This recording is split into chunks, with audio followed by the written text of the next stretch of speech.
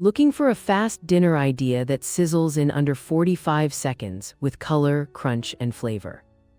Flick on screen that the ingredients include olive oil, canned tuna, cherry tomatoes, garlic, lemon, capers, and fresh parsley. Sauté garlic in olive oil, add tuna and tomatoes, splash lemon, fold in parsley, then a quick pepper lift. Plate the skillet over crusty bread or warm pasta, finishing with a light drizzle of olive oil for shine. Finish with a playful twist, lemon zest and flaky salt to wake every bite.